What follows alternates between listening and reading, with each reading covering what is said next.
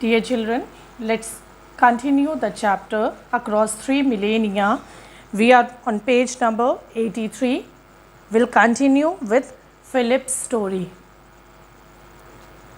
So, you are the young man asking for work.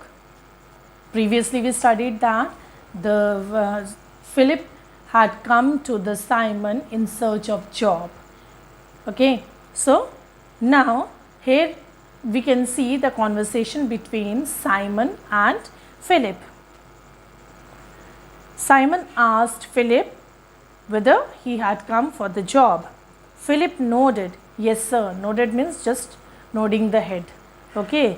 He said, yes, sir, I have come here in search of job. Know anything about architecture? Building works. Architecture is the art and science of designing buildings. Simon said, do you know anything about this architecture or about the building works? Philip lowered his eyes. Nothing, sir. He said, nothing. I don't know anything about this building work. Simon pulled his scroll on the small table and sat down on a stool. He just put his scroll on the small table and he sat down on the stool. Well, I could certainly do with a bright boy. Simon narrowed his eyes. But why should I choose you? He said that he can do something with the bright boys, those who know about all these. But why? What is the reason? Why should I choose you? Why should I give you a job? Philip drew a deep breath. He just took a deep breath. Because I desperately need the work, and if I don't earn any money soon, my mother and sisters and I will starve. And he said, I desperately means extremely urgently I need a job. If I will not earn money, my mother, my sisters and we all will starve, will die with hunger. No, don't say that. Simon said, don't say in this way. It may be true, but don't say it. Because I'll work hard and I learn quick. He said, the reason I am very hardworking. Philip said, I am very hardworking and I learn quickly. So this is you can give me job on the basis of my hard work. Philip stammered out. Stammered means saying something with hesitation. And you won't be sorry if you take me on. Really, you won't. Then Philip said, if once you will give me chance, if once you will give me opportunity, surely you will not feel sorry for that, because I am very hardworking and I learn quickly. I will surely do something good for you. Simon gazed at him for a few seconds. Well, I should be able to give you a trial. Simon was ready. Now he said that first he should give some trials. He reached over and picked up the abacus from the table. He just took the abacus in his hands. Now the story of Lalda comes. We studied that in the previous class we studied that Lalda was in the spacecraft and she was all alone. She put all the functions on autopilot, but when she was going to sleep, she thought to check it, and then she turned on the scanner screen and she found the glow on the 5th scanner, and then she took the reading of the surrounding temperature. Let's continue Lalda's story. Lalda wheeled her seat along to the main console to do the checks. Now she moved her seat towards the main console on the main unit to do the checks. Everything was fine. Of course, everything was fine. After all, you don't expect a 22nd generation computer to get things wrong, do you? Then she found that all the functions were all the functions were going on well. Okay, there was no mistake, no problem at all, and she could not expect that this 22nd generation computer will do something wrong. She lit up the scanner screens. Again she turned on the scanner screens. She thought the glow from the sun seemed brighter, reaching further. Now this time again she saw this glow of the sun is increasing. It seemed more bright. Now come on, Philip's story. Simon spun a bead on the abacus. I do need someone with a head of figures.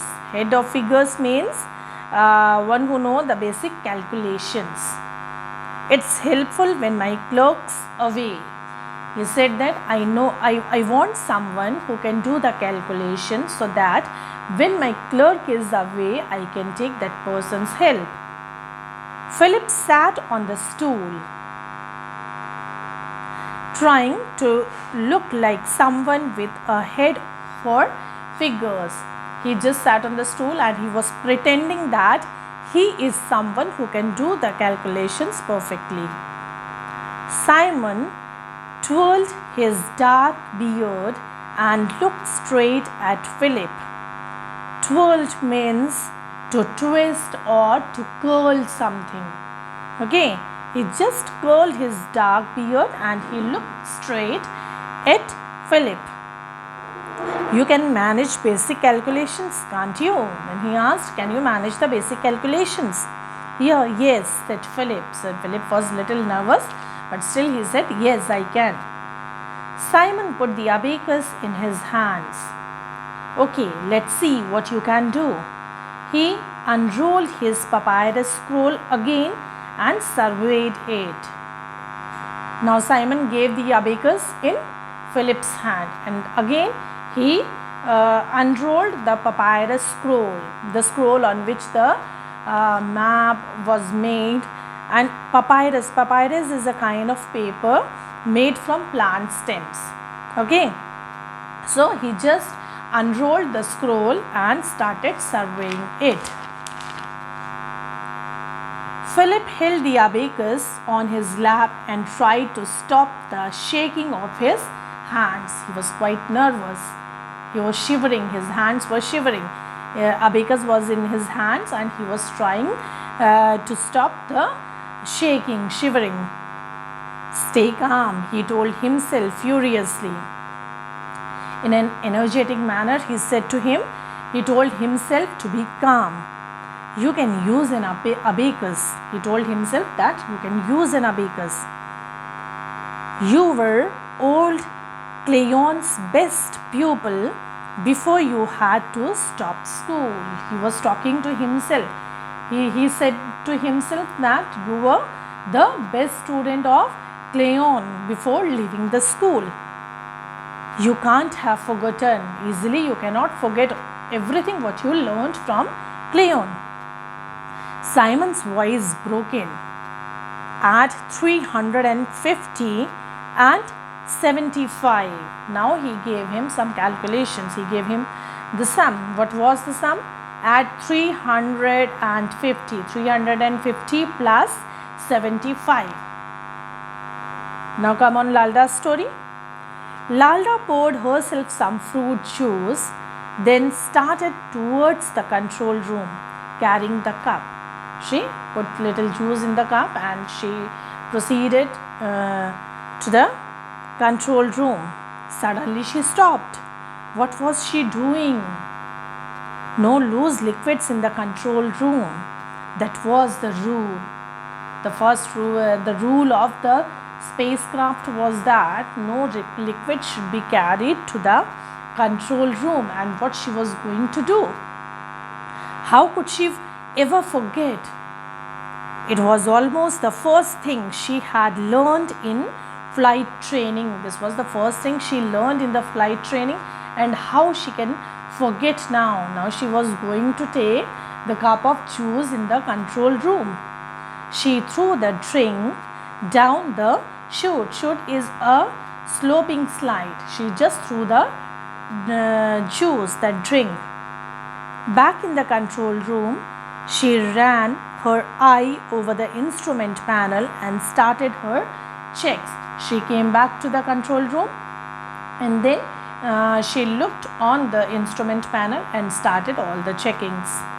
Autopilot check. Pinged CMF 22. Pinged means it gave a sharp sound because it was on vocal mode. Coordinates lock check. Navigation drive check. Everything was in proper function. Good. Old CMF 22, thought Lalda. She felt safe. No? She felt safe that everything is functioning normally, everything is going on in a proper way. She didn't really have to do a thing until re-entry and landing time, and even then the people on Earth base would be overseeing operations. Now she was knowing that everything is in correct function, everything is functioning correctly, so need not to do any re-entry or landing time. No, nothing. She was knowing that she has to do nothing, and she was knowing that on Earth base also people are overseeing her operations, they all are keeping an eye on Lalda, so she felt safe. They wouldn't be taking any chances. She was knowing that they will not take any chances, not with her cargo of 5 lakh precious pectile of lithium. And she was knowing that at least with this expensive spacecraft they will not take any chance. They will surely keep an eye, they will oversee this, and thinking all these, she felt very safe. So dear children, I think this much you understood. Read this twice, then only you will be able to understand it in a proper manner.